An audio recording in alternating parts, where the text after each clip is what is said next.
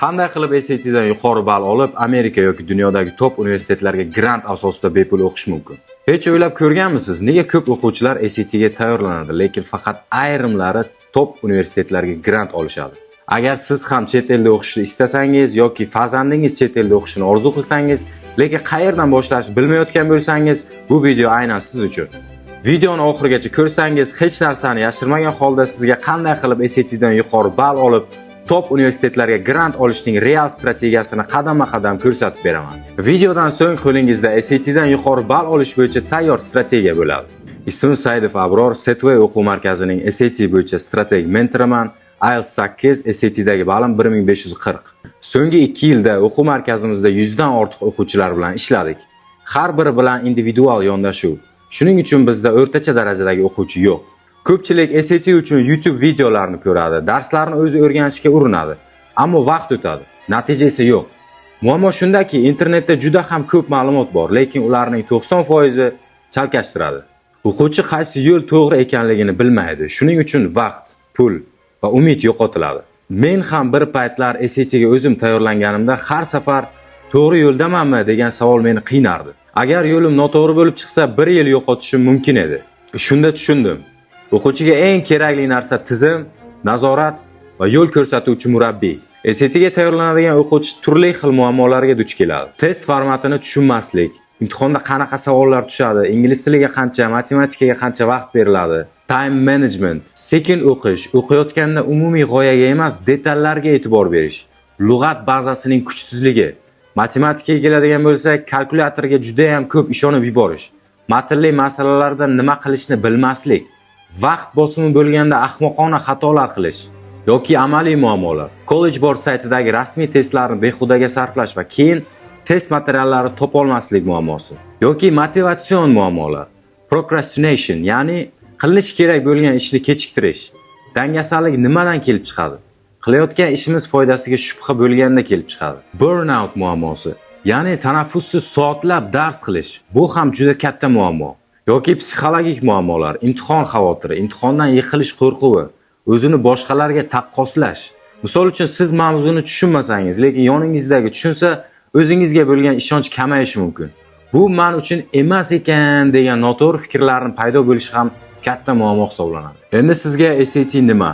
SAT sertifikatini olish orqali qanday imkoniyatlar ochilishini, SAT 1200 va undan yuqorilar O'zbekiston universitetlariga 100% grant olish haqidagi qaror haqida va top universitetlarga grant yutish maqsadida SAT imtihonida yuqori ball olish strategiyasi haqida tushuntirib beraman.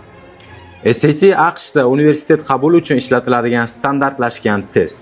AQShdan tashqari Kanada, Avstraliya, Yangi Zelandiya, Britaniya va boshqa davlatlardagi oliygohlar ham SAT bilan talabalarni qabul qiladi. Xorijiy universitetlardan tashqari O'zbekistonda ham SAT bilan o'qishga kirish mumkin. Vazirlar Mahkamasining 2025-yil 13-sentyabrdagi qaroriga ko'ra, SAT imtihonida 1200 yoki undan yuqori ball olgan abituriyentlar kirish imtihonida matematika va ingliz tili bo'lgan oliygohlarga qo'shimcha grant asosida o'qishga qabul qilinadi. Ya'ni moliya, iqtisodiyot, diplomatiya, xullas SAT 1200 ball oling, matematika va ingliz tili imtihoni bilan qabul qilinadigan istalgan universitetga 100% grant bilan kirasiz. Xo'p, SAT sertifikati bizga kerak ekan, qanday qilib yuqori ball olamiz? Deylik, meni ingliz tili darajam B1 va SAT imtihoniga tayyorlanmoqchiman. Ishni nimadan boshlagan bo'lardim? Birinchi lug'at boyligimni rivojlantirardim. Lug'at yodlashni 789 ming usuli bor, lekin hammasi ushbu ikkita kategoriyadan bittasiga tushadi. Brute force yoki context. Brute force uchun 4000 Essential Words kitobidan foydalanardim. Darajasi yuqori lug'atlarni esa kontekst bilan yodlardim va u uchun foydalanadigan kitobim The Insider's Complete Guide to SAT Vocabulary, The Essential 500 Words by Larry Krieger. Juda ham foydali kitob. Keyin o'qib tushunish, ya'ni comprehension rivojlantirardim. O'zimni darajam bo'yicha kitob topib o'qidim. Project Gutenberg va Standard eBooks kabi saytlarda public domainli kitoblarni bemalol yuklab olsa bo'ladi. Kitob o'qishga hafsalam bo'lmasa, artikl o'qirdim. O'zim sal dangasaroq, tezroq zerikadigan odamman, shuning uchun doimo kitob o'qigim kelmaydi. Kichkina maqolalar esa tez o'qiladi. Keyinchalik SAT writing boshlardim. Conjunctions, transitions, modifiers, punctuation, pronoun agreement va hokazo.